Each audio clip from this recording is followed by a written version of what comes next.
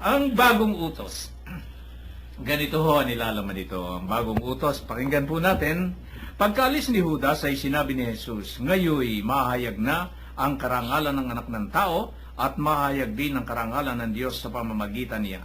At kung mahayag na ang karangalan ng Diyos, ang Diyos naman ang maghahayag ng karangalan ng anak at gagawin niya ito kaagad. Mga anak, kaunting panahon na lamang ninyo akong makakasama. Hahanapin ninyo ako, ngunit sinasabi ko sa inyo ngayon ang sinasabi ko sa mga Hudyo. Hindi kayo makapupunta sa paroroonan ko. Isang bagong utos ang ibinibigay ko sa inyo. Mag-ibigan kayo. Kung paanong iniibig ko kayo, gayon din naman, mag-ibigan kayo. Kung kayo'y mag-iibigan, makikilala ng lahat na kayo'y mga alagad ko. Iyon. Nakita ko ninyo yung bandang huli, mga giliho namin tagapakinig. Doon sa bandang huli, isang bagong utos ang ibinibigay ko sa inyo. Mag-ibigan kayo. Kung paanong iniibig ko kayo, gayon din naman, mag-ibigan kayo. Kung kayo'y mag-iibigan, makikilala ng lahat na kayo'y mga alagad ko. Pag-ibig ang nakatayaho dito sa aralong ito. Kuya Dio, ano po sa kabuuan ng bagong utos sa inyo nakita rito? Mga kapatnubay, ang bagong utos, ayon po kay Jesus, mag-ibigan. Yan ang kanyang bagong utos. Mag-ibigan upang matamo ang kapayapaan. Ibigin ang iyong kaaway. Matuto po tayo magpatawad sa nagkasala sa atin upang maging alagad ng Diyos.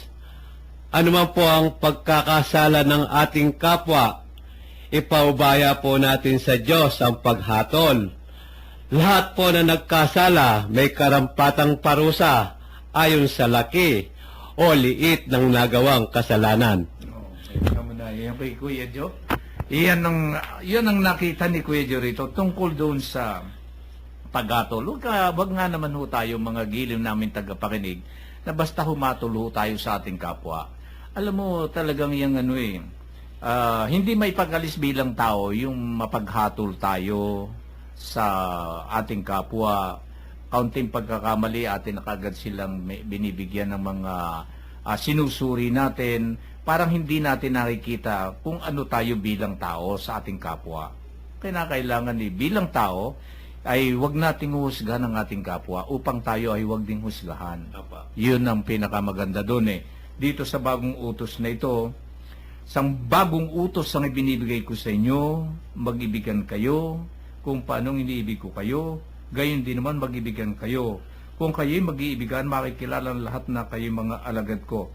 Sa mga anak Kuya Berte, lagi nating nakapokus sa mga magulang Mga anak, tandaan ninyo ito. Kung anong nakikita sa ugali nyo, makikita sa magulang Magre-reflect sa magulang yan Kaya lagi kong sinasabi sa inyo magmahalan kayo.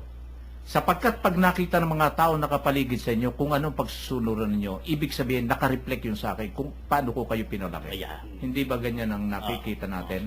Nakareflect sa magulang yun So kung ang mga tao, Kristiyano yung nagmamahalan sa isa't isa, nakareflect ito sa Panginoon Kuya Bert, ano po masasabi? Alam mo, Kuya Min, itong utos niyang bagong utos na ito, kung titingnan mo, yung 10 lang, mahirap ng sundin Tapos dinagdagan pa ng Panginoon, di lalo na tayong mahihirapan. Pero ang tingnan natin dito, may bago. No? Katulad halimbawa, nung mahalin mo ang iyong mga magulang, ang ina, sa 10. Dito, ang bili niya, mag-ibigang kayo. Katulad ng pag-ibig ko sa inyo. Ano bang pag-ibig ng Panginoon sa atin?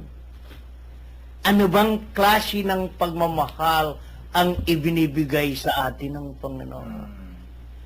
Karaniwan sa ating buhay, kaya mo lamang iniibig o minamahal ang iyong mga kasama dahil pinakikinabangan mo. Ganon Kaya mo sila mahal ay kung minsan nabibigyan mo sila at nabibigyan ka rin nila. Hindi ito ang pagmamahalan na ibig sabihin ng Panginoon. Kung tutularan natin ang pag-ibig ng Panginoon sa ating lahat, lalo't higit sa kanyang mga alagad, hindi niya tinitingnan yung pagkakasala natin eh. Kailanman ay hindi niya tinitingnan ang ating mga pagkukulang eh. Kahit na hindi natin mahal ang Diyos, minamahal niya tayo. Tayo sa ating buhay. Magkamali lamang ng konti ang ating kapwa, nagagalit na tayo. Ang Diyos, hindi. Lagi siyang umuunawa. Lagi siyang mayroong malawak na pagmamahal sa bawat isa sa atin. Ipinadadama niya ang pagmamahal sa atin sa pamamagitan ng paggawa dahil sa utos ng Diyos. Dahil sa pananampalataya niya sa kanyang Ama. Sabi nga ng karamihan manampalataya ka lang, ligtas ka na. Pero Kuya Min, mariing sinabi ng Diyos ito kay San Pedro. Sa inyong pananampalataya, ay pilitin niyong idagdag ang kagandaang hasal. Sa kagandaang hasal ay ang kaalaman. Sa kaalaman ay ang pagpipigil. Sa pagpipigil ay ang katatagan.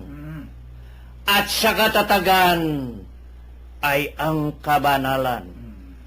At ang kabanalan ay ang pagmamalasakit sa kapwa. Sa pagmamalasakit sa kapwa ay pag-ibig. Ito ang pag-ibig ng Diyos sa atin. Ito ang dapat nating isaisip at laging itanim sa ating kaisipan ang sinabing ito ng Diyos sa pamamagitan ni San Pedro.